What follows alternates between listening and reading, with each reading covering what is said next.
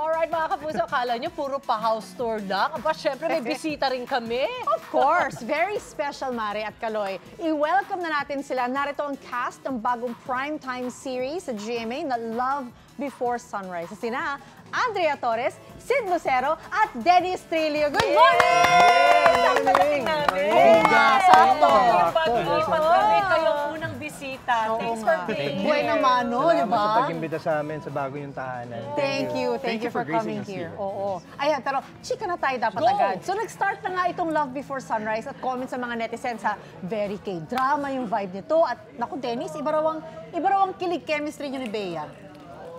Well, siguro dahil napakagaling niya ring artista eh. Feeling ko kahit kanino siya i-partner, talagang kayang-kaya niyang mag-adjust, kayang-kaya niyang mag-perform at talagang binibigay niya yung best niya every scene. Kaya siguro maganda yung mga eksena at yung chemistry na nabubuo namin. Well, that's good. Ikaw rin kasi you give everything every time you act. So that's why people see it like that. Well, pag ganito ka gagaling yung mga kasama, hindi mo pwedeng... Oo nga, totoo. Hindi pwedeng half-baked yung performance. Level up lagi. Mutual admiration na lang. Ganun naman talaga ang cast, di ba? Tulungan naman talaga kayo, di ba? Feed off each other. Oo. At syempre, hindi lang puro kilig, guys, ha? Kasi may mga bago rin kayong kaiinisan tuwing gabi. Sila Sid at Andrea na kontrabida roles nila. Ano masasabi niyo? Ang ganda ng mga feedback ng ating mga kapuso, actually. Oh, kinikilig kami. Kasi syempre ngayon lang din namin nakita ng dikit-dikit yung mga eksena. Ilang months din namin yung kinunan. So kami mismo at least nakakatuwa na na-appreciate nila. Na-apektuhan sila dun sa mga eksena. Oh, so marami na bang galit sa'yo, Sid? Marami na ba Wala pa. Wala pa. Wala. Coming soon. Coming soon. Coming soon. Late entrance ako eh. Akala kasi yun, pag lumalabas ka, meron ang gumaganon sa'yo.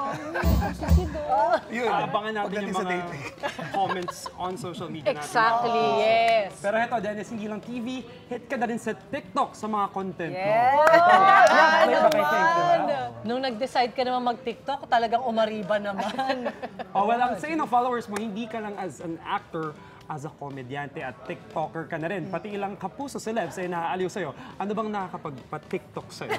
Oo nga. Yes. Well, siguro yung masaya rin makapagpasaya ng ibang tao. Diba? Masarap yung pakiramdam na magbigay ng ngiti sa kanila dahil yung iba, hindi mo alam kung ano yung mga pinagdadaanan nila. Nagbabasa ako ng mga comments din kasi yun yung nagpapabuhay sa akin at nang nakikita ko na natutuwa sila at nawawala yung problema na sabi ko, sige, tutuloy ko yan. And you seem Nakakatawa kayo ni effortless, Jeneline eh. together. Actually, pag nagtitiktok sila together, talaga, oh my goodness, nakakatawa kayo. Nakakatawa kasi minsan sa set, syempre yung mga kanya-kanyang standby. Correct. Magugulat lang din kami, uy, si Dennis! Abala yung isa sa standby area niya. Pero maganda kaya napaka-genuine kasi parang nafe-feel ko rin na nahihiya ka pa rin mag-TikTok. Oo nga, hindi pa rin talaga ako sa... Di ba? Di ba rin? Ayun, nakakatuwa na maraming naaaliw. Natuto.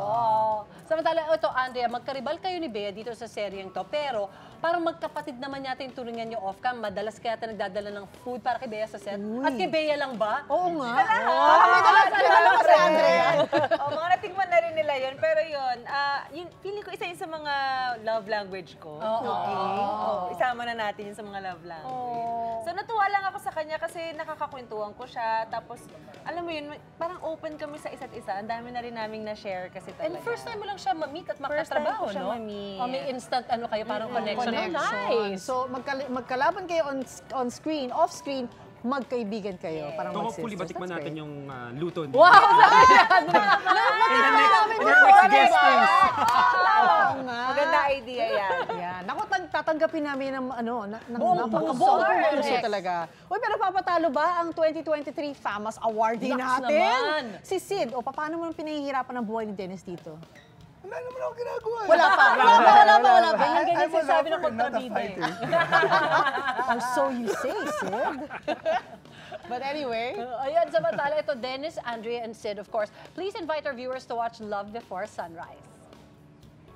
Uy, ako pala una. Ladies first. Oo, syempre, itong unang week, nakita ninyo yung mga sweet moments ni Atom at Stella. Itong second week, magsa-start ng medyo mayanig itong love story na to. So, papasok na ang characters namin ni Sid. Abangan nyo yan. Andiyan na yung mga nakikita nyo sa trailer na sampalan, sagutan. Ayan Ito na, ang action. Ito na yung simula nun. Kaya abangan ninyo Love Before Sunrise, mapapanood ninyo Lunes hanggang Biyernes. At syempre, mapapanood nyo rin yan at mag-stream anytime, anywhere, only on View. Of course, we have our very own Bea Alonso and many, many, many others.